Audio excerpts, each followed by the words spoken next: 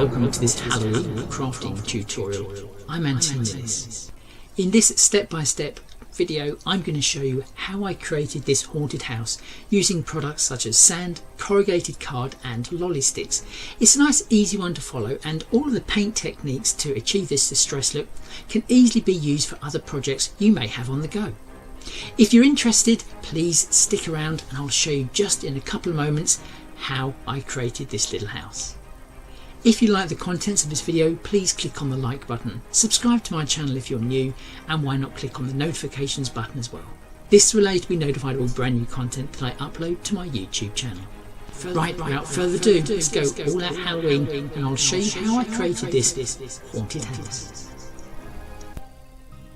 Okay, so the first thing you need is the paper mache shape. So I'm going to use this one here from Hobbycraft, which is available in the UK, and that is basically the core of the house. So first off, I laid the paper mache house down so the windows and the door were facing upwards. I grabbed a piece of copy paper, so that's about 80 GSM thick, and placed it over the house, and then using just my fingers I pressed over the top of the house through the paper to give me the shape.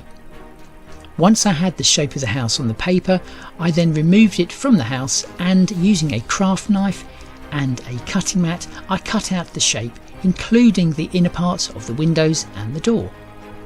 The paper mache shape I used for my haunted house has one central part to it and two sides which are basically mirrored, so I only need to create the shapes of just one of those sides. Later on I'll flip that over and then we can use it for the other side of the haunted house. Using corrugated card I place it onto a flat surface, making sure that the corrugated part of the card was running from left to right.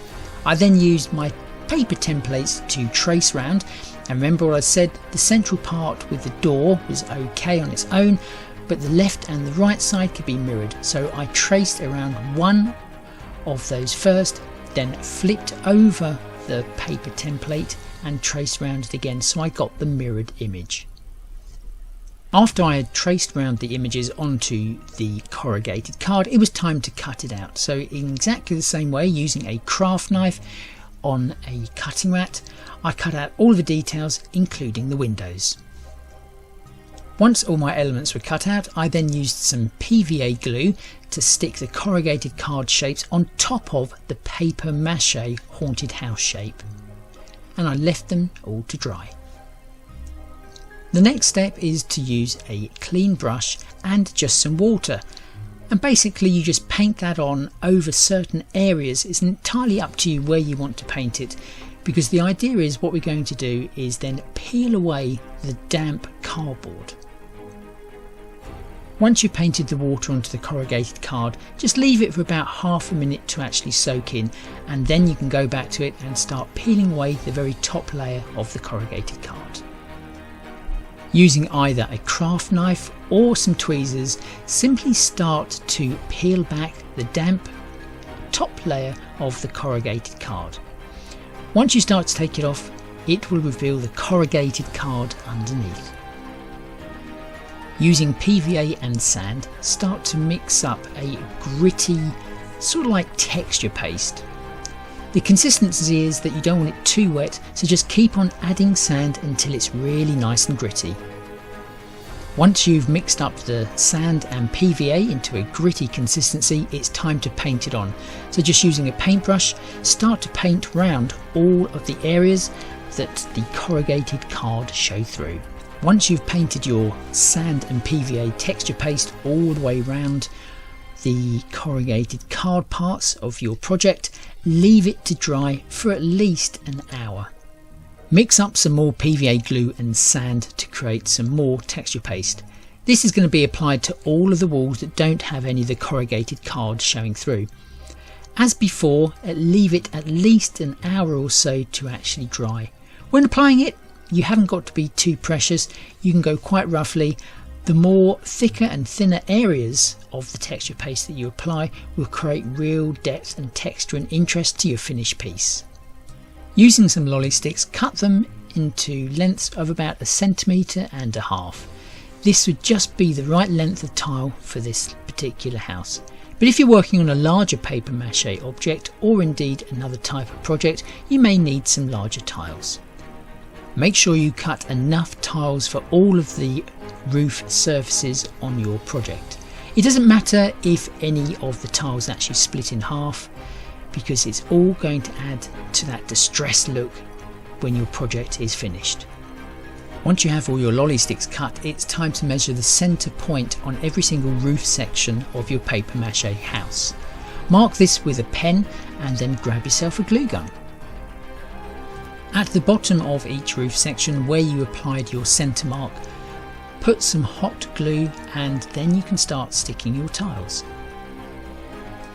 Place your first tile over your hot glue and then work to the right hand side and then the left hand side until you have a whole row of tiles. You can now start adding the second row of tiles. So to do this, work from the left hand side using half a tile width to start with, and then continue with whole tiles until you get to the right hand side, where you'll then need to add another half tile. Again, use hot glue to pop these tiles into place. Repeat this whole process of applying the tiles to all of the roof sections of your house.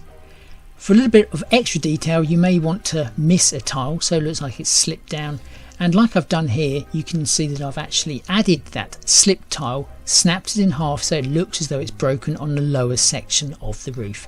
It's entirely up to you. The more detail, the more interest.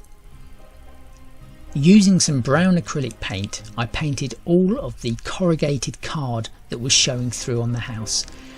Then I mixed up a lighter colour of brown and dry brushed it over the top of that. To achieve the dry brushing, you need virtually no paint on your paintbrush and use very light strokes when applying the paint. For the rest of the house, I mixed up a mid-tone colour grey, so I just used some white and black acrylic paint and then applied that all over the textured sand and PVA paste that we mixed up earlier for the rest of the house. Once the grey paint was dry, I then mixed up a slightly darker shade of grey. I added some water to the paint mix and then quickly and not very carefully applied this paint to just one section of the wall. Before the darker shade of grey paint had dried, I used a baby wipe and just gently wiped from top to bottom. This removed just some of the paint. As you can see from this photo, the darker paint just sat in the lower parts of the texture, and where I had wiped over with a baby wipe, it just took the colour off the very highest points of the texture, leaving this very distressed looking wall. I continued this paint on wipe off technique over the entire house. Once that was dry, I then applied a small amount of white acrylic paint to my brush and dry brush over the rest of the house, only picking up basically on the highest points of the texture on both the PVA sand texture that we created and also the corrugated card. Next, I mixed up some brown and some white paint to almost replicate the colour of the lolly sticks. Then I painted all of the roof tiles and left it to dry. Using white and brown acrylic paint, I mixed up a lighter colour yet again for the roof tile section. I added some water into the paint mix and then again just roughly painted the roof tiles. Again, don't be too precious because we're going to wipe the majority of that paint off using a baby wipe. So once I had painted one roof section, I then used that baby wipe just to gently wipe off some of the paint. Using some black and brown acrylic paint, I mixed up a really dark colour brown, and again I added some water to that acrylic paint mix and then painted it really roughly over the surface of just one of the roof sections. Once again, using a baby wipe, I gently wiped from the top to the bottom of the roof tile sections to take off just some of the paint.